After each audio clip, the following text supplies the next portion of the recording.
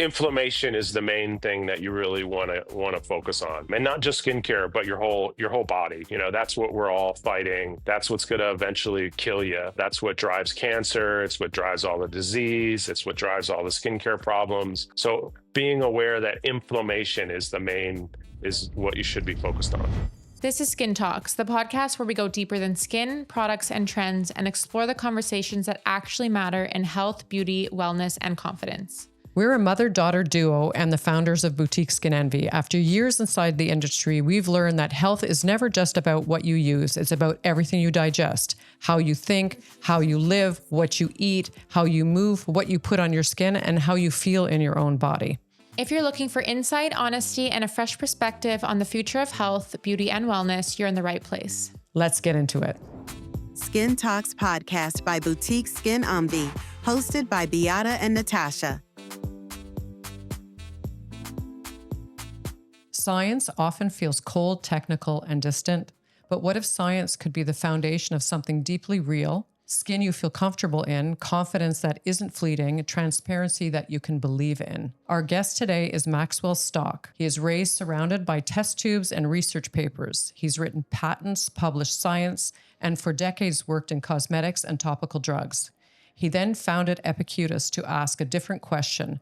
What if skincare focused on health rather than chasing age? What if what you put on your skin had to meet high standards, not just for effects, but for honesty, safety, and respect? Today, we'll talk about ingredients you've never heard of, the pressure brands face, and what clean beauty can really mean, and how trust is built when you grow up in the lab. Welcome, Maxwell Stock. So we'll just jump straight into it with our first question being, what made you fall in love with science? Oh, geez. I can't even hardly remember. My father is a scientist, so it was, from my earliest memories, there was that's what was talked about, was science, and so it's just ever since I can remember, I've been exposed to science and always knew that was something that I wanted to do. I guess kind of follow in my father's footsteps, but I guess I read this early book on evolution. It's called Early Man, and I must have been like 6 years old, and the whole idea of just being able to wrap your head around evolution and around biology, I thought was just fascinating. How the world works was always interesting to me from a very early age. So I was exposed to it at a very young age, and luckily, my father shared everything with me. He brought me into the lab when I was just a little 5-year-old. Back then, you could have kids running around the lab. It wasn't so regulated as it is today, but so I just got exposed to it very, very young, and my father would let me play in the lab and have fun. So I always looked at it as something that was a lot of fun. I was never intimidated by it or anything like that. Just because it was around me so much, and that's what was talked about at the dining room table was science and all that kind of stuff. So that's how I got exposed to it. I love that's that. really cool. So like science obviously is very broad. So specifically your father worked in formulations. Like what exactly was his background within science that then led you to formulations? Yeah, and I'm not a formulator by training. So he's a biophysicist / biochemist. So it was really the way, chemistry and biology, which is the basic, that's the basic, what it's like breaking things down to a really molecular level from a biological perspective. So inside the cells, how do all these proteins interact with each other? So really, and early on, for his PhD, he discovered one of the ways that a membrane works on an E. coli, on a microbe. Pretty much everybody's probably familiar with E. coli. It's the dominant form microbe in our gut. So he's a biochemist, biophysicist. And then eventually what led me to formulations,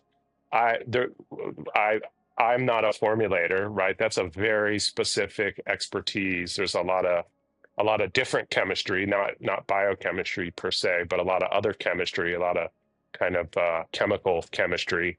So that's why I hired Masanori Tamura, who is our formulator. So I can give you a little background. So I started Signum Biosciences with my father back in 2003, a while ago.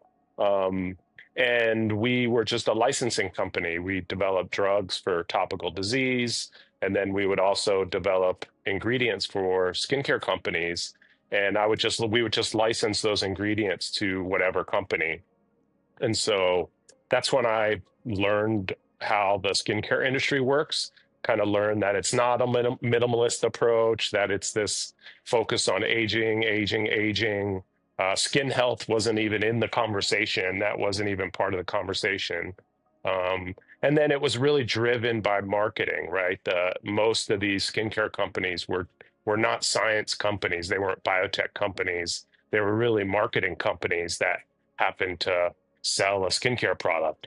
And I just saw this sea of sameness in the industry where everybody was using basically all the same ingredients, and those ingredients had been around forever. There wasn't a lot of new technology in the space. So that's when I started to form ideas around around what we were doing at Signum.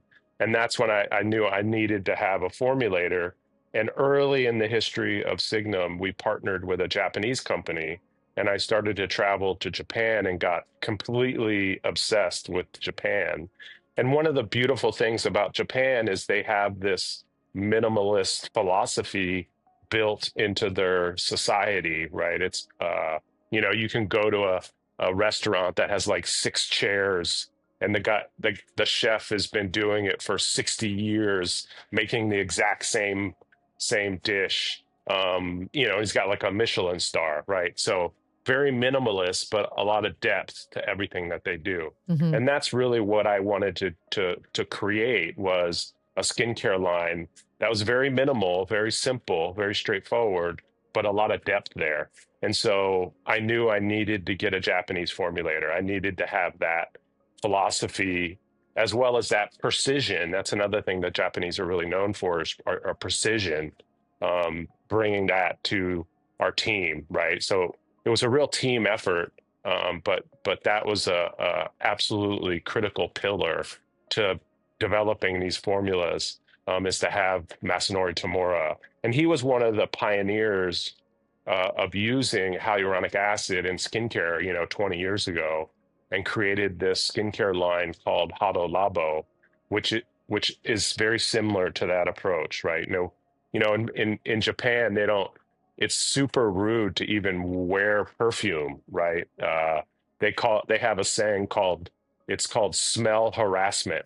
I love that. It's where if I smell your perfume, you're harassing me, right? I don't, so of course they don't have any kind of scents or perfumes in any of their skincare or anything like that. So he was really able to bring that to, it'd be nice if that was the case. I mean, there's so many things about Japan. Like when you're on a train in Japan, you're not allowed to talk on the phone, right? So it's all about kind of not intruding on anybody else's space, and a lot of rules and things like that. But there's a lot of upside to that. So Tamura was able to join us probably, I guess, about 10 years ago, and he really brought that, and I had met him before, and he and I have become really close friends, and he was really excited to join us. A lot of,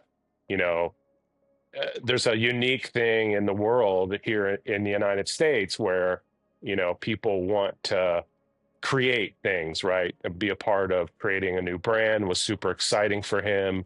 He got to bring all those decades of formulation experience. He was at a really big company, so he couldn't be creative in any kind of way. Whereas coming to Signum, we're a smaller company, so he could really get his creative juices flowing, do all the things that he really has been dreaming about his whole career. So from the formulation perspective, he really brings that passion to the table, as that, we have this really confluence of all these different, really 4 different people. Myself, who I have a science background, I have the vision of creating this. Tamora, he has that passion for formulations. My chief scientific officer, Dr. Perez, he really comes from, again, the science side, the kind of nuts and bolts of actually creating these compounds. And then from the clinical side, Lisa Johnson, who's our president of sales, she really brings that, and much more than just a president of sales. She spent 15 years in the building a Medispa practice. So it's really the four of us are the group that put our heads together to come up with these formulas, really thinking about every aspect of the formulas, a lot of intention in everything that we do. So that's how we really approach this. I wanted to build that dream team, to have all of those components, to build this simple skincare line. So, very simple, but not a lot of products, not a lot of ingredients in the products. But yeah, so that was the idea behind it.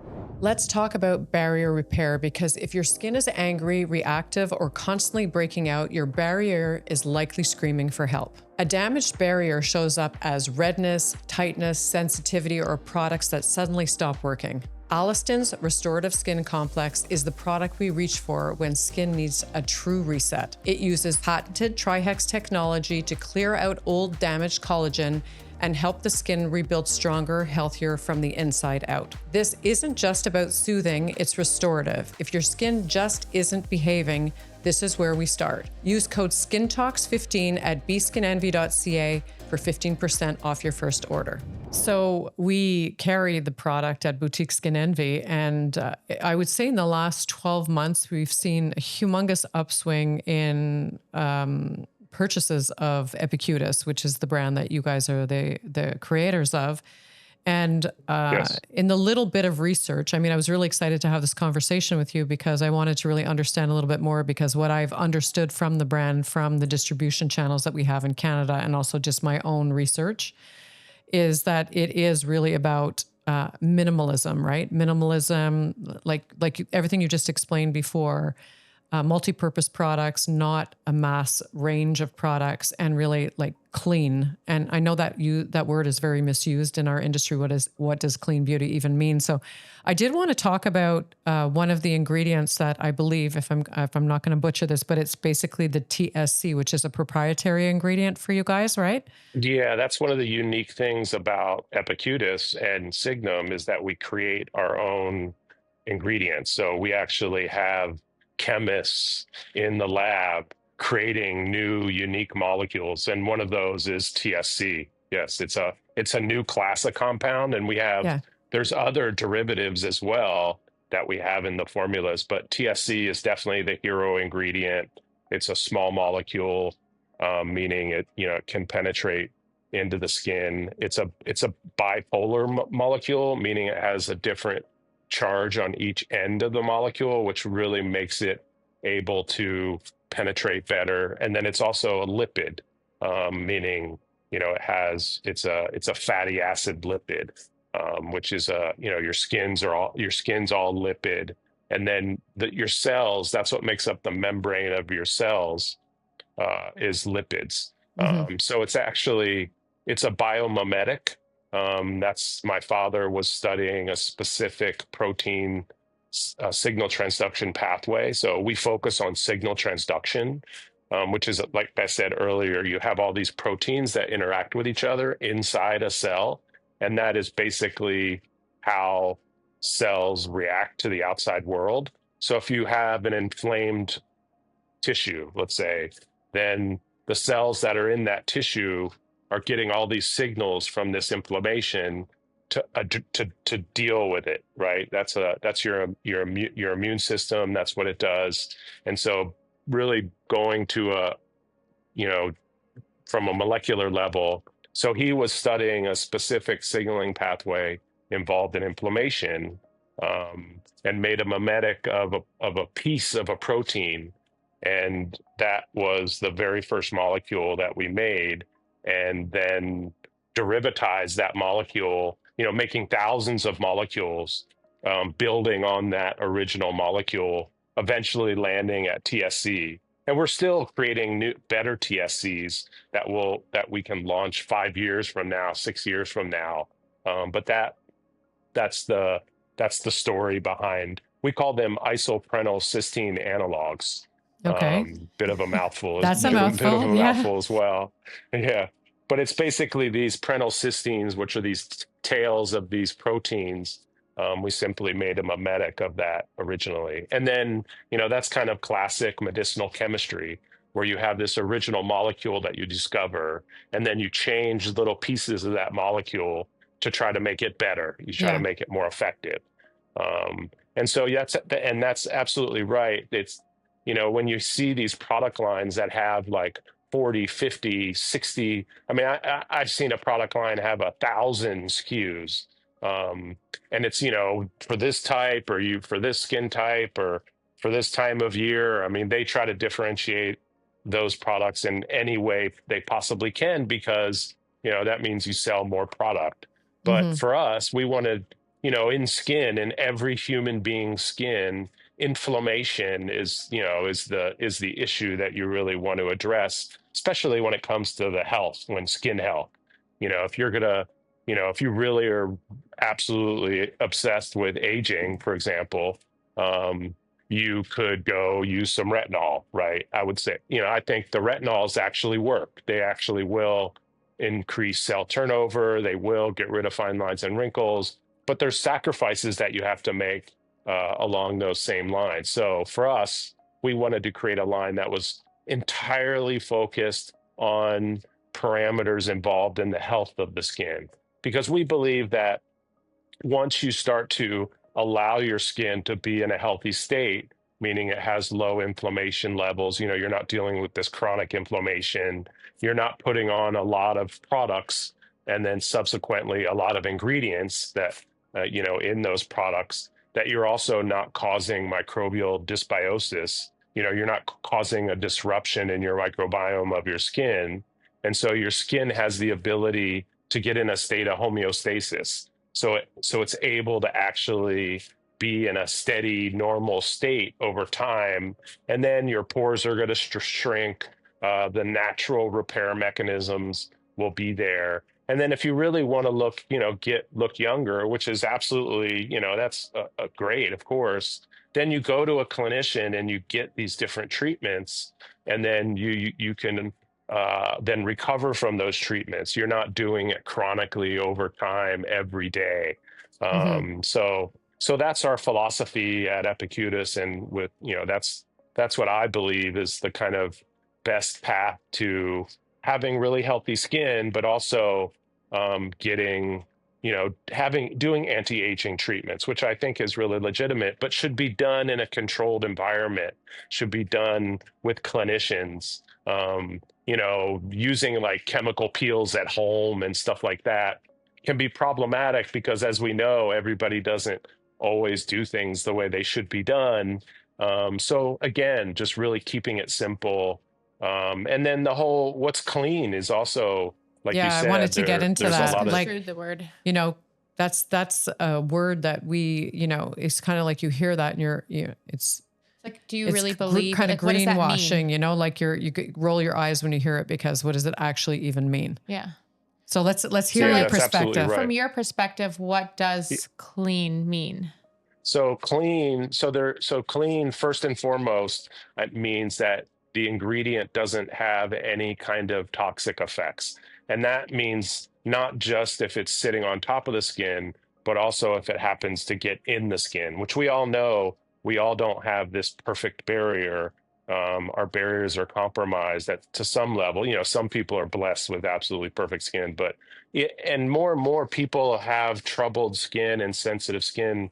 The percentage of people that have that has really gone up. Um, so if that ingredient has any kind of irritating property, any kind of uh, pro-inflammatory property, that means it's completely unsafe. That would be not clean, in our book. And I think and in the United States, it truly is the Wild West. You don't have you have barely any regulation around these ingredients. In Canada, a lot more regulations. In Europe, there's even more regulations. There's thousands of ingredients that are banned. But for us, we decided to partner with this environmental working group, which is a nonprofit organization of toxicologists that evaluate ingredients in personal care products. And if there's any evidence to suggest that there's any toxic effects in any way, then they'll put a numerical value on that ingredient, with 10 being the most toxic and 1 being absolutely benign. And so for us, we wanted to create our formulations with just a 1, right? So there's absolutely no evidence or any suggestion in any way that ingredient is irritating or pro-inflammatory or could cause cancer or could affect endocrine, could be an endocrine disruptor. Of course, you don't want to have any microplastics in any of your formulations. You need to really check for that. And then there's another level of an ingredient being clean, which is what is the quality of that ingredient. So that's a problem in the industry. The food, what happened with food really inspired me. I went to the University of Colorado at Boulder, which was like a kind of a hippie school a little bit. But Boulder's a very much a health oriented town. And so I really saw this whole food movement happen. It used to be the bunch of dirty hippies were the only people that cared about where their food came from, right? And now the whole world is completely aware of that reality, right? I mean, I don't know how many restaurants you go to that say farm to table. We got this food from, John's farm down the road. And so I really saw that happen with food more and more. And I really saw that happen with food. So I just wanted to really take that, and I really like that. I really like to know where my food comes from. I'm very much into health and eating healthy. And so I thought the same thing really needed to be in place for your skincare products, right? So you can look at hyaluronic acid is a really safe ingredient, but when you could go buy a hyaluronic acid product for $20 and you go look on the ingredient list and it says hyaluronic acid, and then you could go buy you could go buy a product for $1,000 or $500 and it still says hyaluronic acid on the ingredient list, but you have no idea what's the difference between those hyaluronic acids. When you look at it, you can say there's no difference because it's the same on the ingredient list, which seems kind of crazy, right? If I'm going to buy an expensive product, you would think that those ingredients should be the highest quality. But that's not the case in the skincare industry. So that's what I really wanted to bring to Epicutis was really, really high quality ingredients. And so we do traceability on all the ingredients, right? So we say, hey, this is where we actually purchased the hyaluronic acid. This is the company we purchased it from. And this is the quality of that hyaluronic acid, right? So because you they're can not all buy equal. pharmaceutical grade. They're not all equal, right? They're You not, can buy, yeah. obviously. But also different molecular weights, right? Sorry, there's a little bit of delay. So there's different molecular weights of hyaluronic acid based on their quality also, right? Well, it's not necessarily, that doesn't dictate their quality. You can get low quality, high weight hyaluronic acid. It's just the purity. So when you actually make hyaluronic acid, what's the process? If you make it, I don't want to, the classic place that you buy really cheap ingredients is China, right? Yeah. So if you're a company and your main focus is, I need to get that hyaluronic acid as cheap as I can possibly get it, then you go to China and you buy it from specific suppliers. And at the same time, you could say, hey, what's the highest quality hyaluronic acid I can get? Then you can go buy pharmaceutical grade hyaluronic acid. It's really expensive, right? But if you're building a product that's focused on skin health, the ingredients should be the highest quality. Yeah. And so for us, we only buy our ingredients from Japan, the United States, or Europe. We only manufacture in the United States. We're very careful about who our partner is a partner. We're not just doing business with them, but it's a real partnership. We manufacture in California. in Arizona. So really high environmental standards, really high just general standards in terms of the quality. So Mm-hmm. that's how we really bring, so that's our definition of clean, Okay. right? Yeah. Are those different parameters? Mm-hmm. So it's not just a one thing. There's a lot of variables that go into, defining what clean is, at least for Epicutis. And that's why you can use the product if you're breastfeeding or pregnant. That's why the products are so effective for post-procedure care.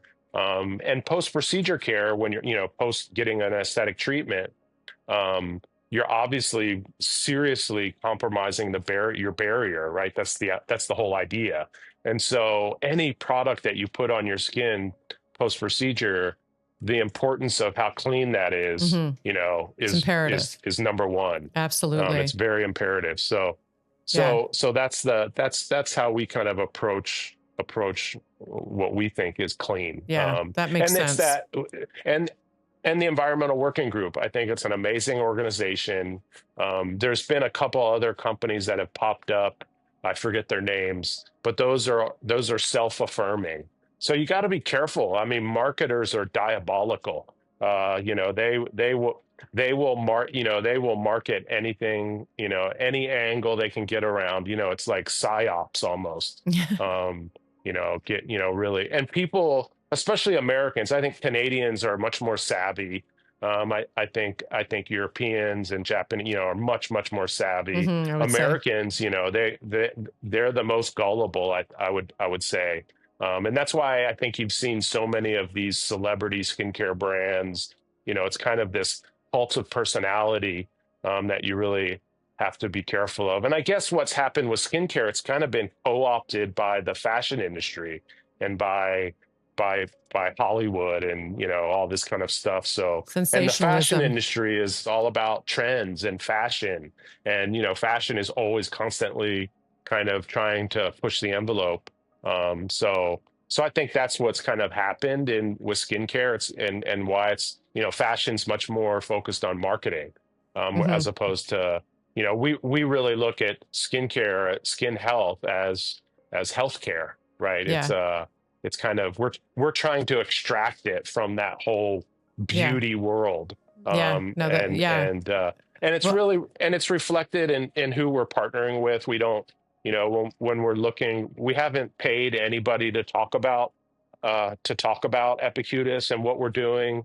And although we will move in as we're, as you said, we're growing rapidly. So, but the spokespeople that we'll be focused on are more performance athletes, people that are really performing, people mm-hmm. that are really doing, working outside, stuff like that. Mm-hmm. So That's a very different way to that'll be approach it. It's a different way to approach it. yeah, I know in the United absolutely. States, there is one person that talks a lot about Epicutis, and she's a huge fan, and that's the Dallas esthetician. I don't know if you've ever Yes. heard of her before, or maybe you have. Oh yeah, I've spent Yeah.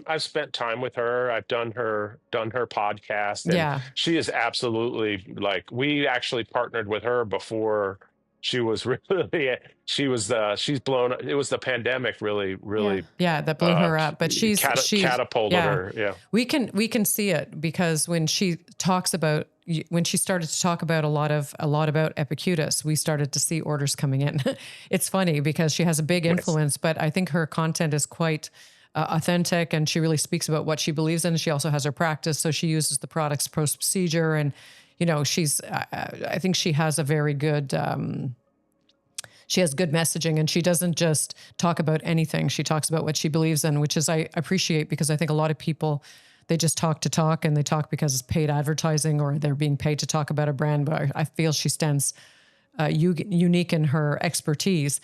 I wanted to ask you something else, though, because I know that with the Epicutis, we talked about your proprietary ingredients and the clean beauty, but you also have very minimal formulas, which is unique also in the industry, I find. And I wanted to know how you balance this simplicity, which isn't really simple, with your efficacy, because the products really do Yeah. So perform. yeah, I think they go hand in hand. That's what, again, to hark back to Tamora, our formulator, the reason we're able to have such low number of ingredients really is his expertise. He's really able to build those formulations in this much more simple way. And it's because our actives really work. They're really very effective. And we put them in the formulations at high concentrations.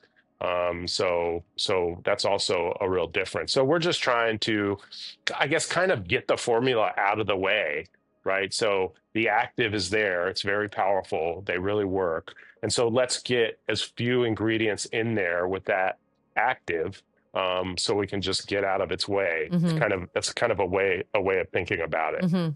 Because there's no need to have 40, these other formulations, they kind of take this kitchen sink approach, right? Whereas, you see a lot of these formulas where there's like 30 botanical extracts in the formula or something like that, right? You have every possible thing in that formula. And that's really because those things don't work very well. So that's why we're able to have so few ingredients, is because our actives are very effective. There's a lot of efficacy there. And that was one of the reasons I created Epicutis, was because I wanted to use our actives. I would license our actives to some company, and they would put just a teeny tiny bit in because they want to save money, right? Because again, it's marketing driven. And then they would put all this other stuff into the formula, and it's like, why are you putting this in here? And so I was actually making my own serum in the lab. I said, I just want our active, right? And that's where it kind of, the light bulb went off for me, which is, God, this is such a better approach. Very, very few ingredients. And then you have this, one or two actives, have it at high concentration, and then really let those go to work. And so I think that's why we're able to have such few ingredients, is because, number one, Tamura, I'll give credit where credit's due, because of his passion, his expertise, and then our actives are potent. And our actives also that's one of the things that Tamura was so excited about joining us, is because a lot of these actives that you see in these skincare products, they're not soluble, meaning they don't want to go into the formula. You have to put other chemicals into the formula in order to make it all work. And then they're also not stable. They want to break apart, right? And so you have to put these other stabilizers in the formula. And so our actives, our patented actives that we created at Signum, they don't need that, right? They don't have to have a stabilizer or a solubilizer. They don't, so that the chemistry of our actives are very unique and are very amendable to these types of formulations with very few ingredients. So that's also, it's real kind of multiple reasons why we're able to have such few ingredients. Yeah, I love that though. So you seem to have really taken a 360-degree, very modern approach to your formulas and bringing a beautiful brand to market that's really just what you need, but not more, and really just respecting the whole skin barrier and the microbiome, and really bringing homeostasis to the skin with a inflammation being the number one marker of reducing inflammation. Absolutely. Yeah.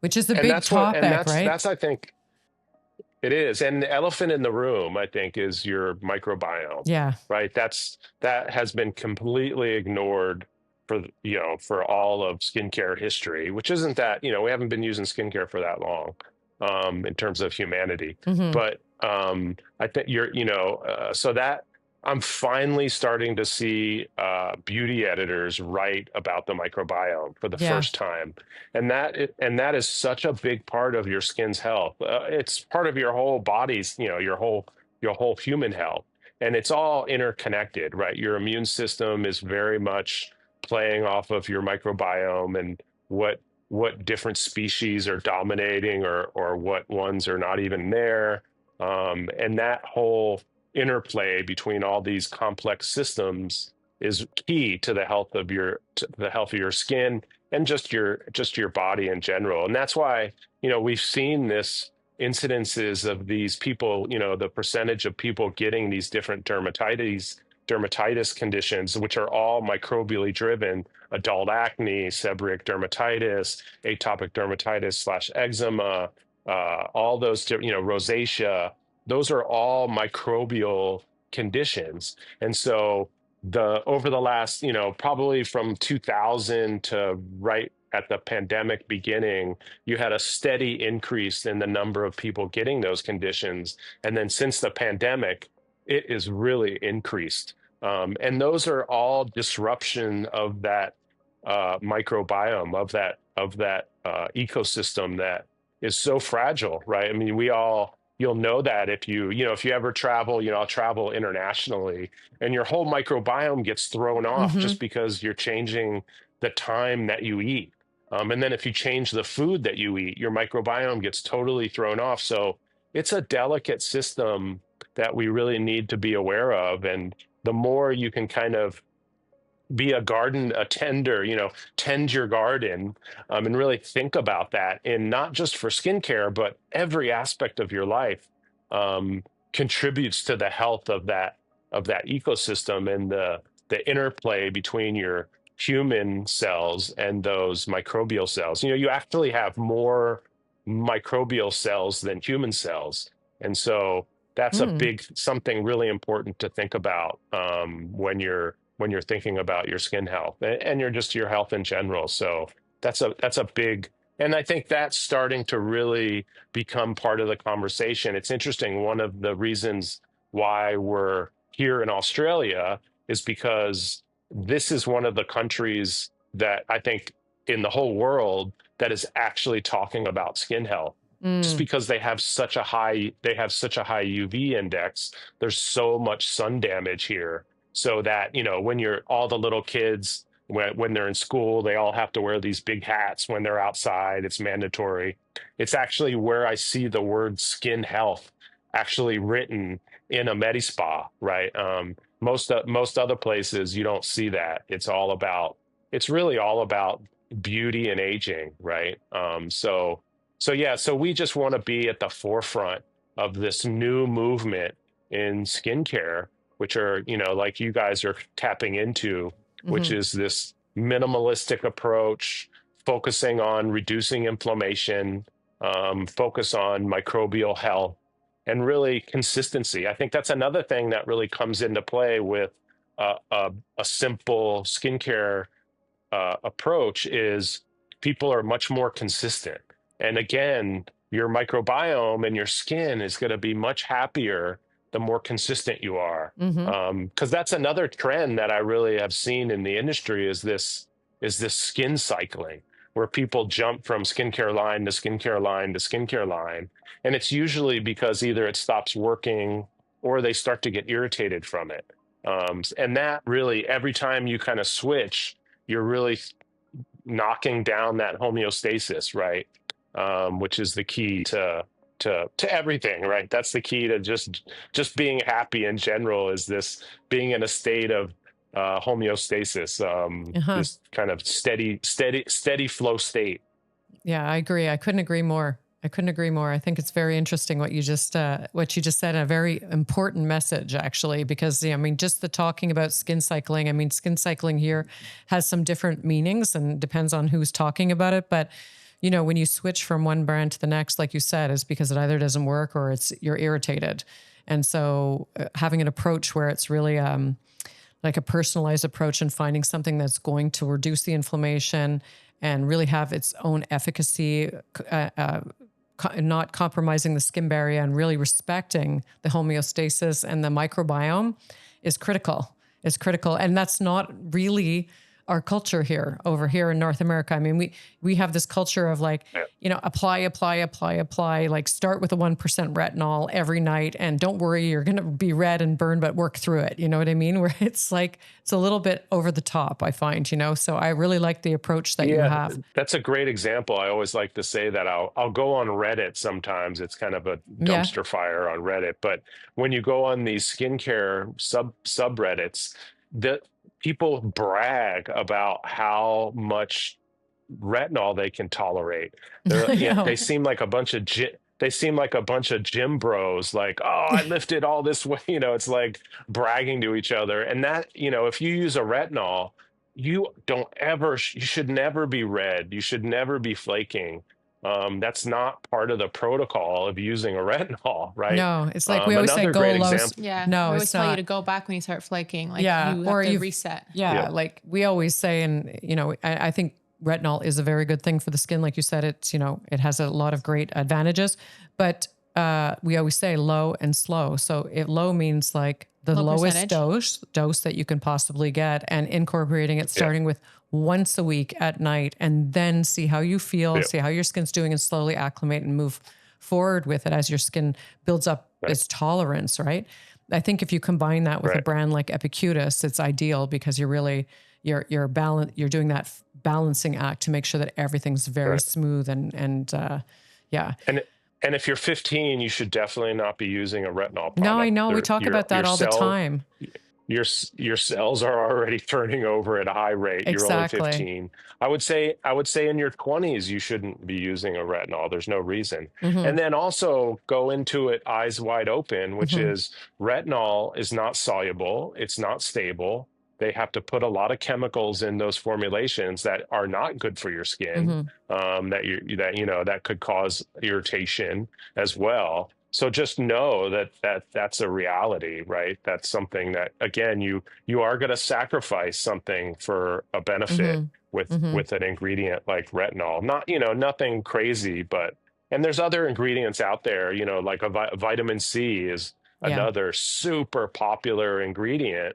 And I think, it's like you see an explosion of vitamin C products, especially over the past like 5-6 years. Now you see vitamin C body products. I mean, it's everywhere. And vitamin C is just not that great an ingredient. It became really widely known. It was back in the 80s that vitamin C got developed as a skincare product. That's like almost 50 years ago, which is kind of crazy. But again, vitamin C is not very soluble. It's not very stable. A lot of people get irritated from vitamin C and can't tolerate it. And it's really touted as first and foremost as an antioxidant, a free radical scavenging kind of thing. It's not that great an antioxidant. It actually can get oxidized in the formulation because it's so unstable. And that's the whole challenge with vitamin C formulations. That's why you'll see vitamin C formulations at like 20% vitamin C. That's such because that vitamin C starts to break down, it Mhm. starts to get oxidized, and then it can actually do the opposite of what they're saying. It can actually introduce that oxygen can do the opposite of Mhm. of what they of the big claim. And vitamin C works to build collagen, but it doesn't do that topically. It does it through the vitamin C that you eat, right? Through Okay. however way you get vitamin C. It works systemically from the inside. So in order Yeah. to get, and vitamin C, again, it doesn't like to penetrate, right? It really gets caught up in the outer layers. So there's a lot of dogma in the skincare industry, Mhm. right? There's a lot of kind of things that people believe that aren't necessarily true, like in everything. But that's what we're trying to do with Epicutis is kind of break some of those dogmas, get people to think differently about how they're taking care of their skin. Focused on it's a health. Your skin is an organ. Your skin is how you interact with the world. It's very much tied to your immune system. It's very much tied to the health of your whole system in general. And it's important that, people, you could argue, it's one of the most, if not the most important organ, because how people feel about themselves really dictates a lot of what kind of disease you get, right? Your mental state Mhm. and how confident you are Oh, has a yeah. lot to do with your whole body health. And so if you're constantly insecure about the way that you look, then you can socially isolate yourself and you do all Yeah. these weird things that really contribute to a lot of other negative health outcomes.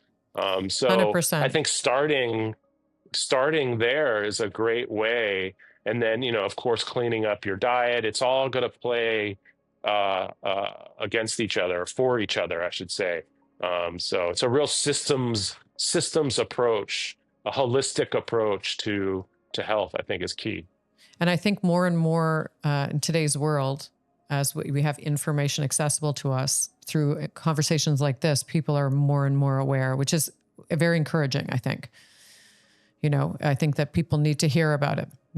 More we talk about it, the better. Yeah, and I think the problem with like Google is you go Google something and the company that buys the most SEO is kind of what people see. And so everybody has their filter bubbles, right? So I think that whole kind of ecosystem again is getting broken, and people are really finding their own information, which is tricky. And hopefully, like I said, the United States is kind of, hopefully the Wild United West. States can follow and learn from places like Canada and Europe and the rest of the world who are much more advocates for themselves. But it's tough. America loves marketing. That's the main thing that drives everything in the United States, it seems. But as things become more transparent, I think it'll change. Yeah, consumer drives that. The people drive that. So the more curious people are, the more that we'll have to, the transparency becomes obvious, and it's required and necessary and demanded. Yeah, absolutely. Thank you so much for sharing all of that. It was really such a pleasure to have refreshing such a great conversation. I really, really appreciate the way you approached your, the way you've approached your brand, even though this is not about necessarily Epicutis, but it's part of your story. And I think it's a great approach. We always have 3 questions that we ask every guest that we have. It's our signature. It's like a rapid question. So like whatever pops in your mind is going to be the answer. Okay. So what's one thing you wish every consumer understood about skincare? Inflammation is the main thing that you really want to focus on. And not just skincare, but your whole body. That's what we're all fighting. That's what's going to eventually kill you.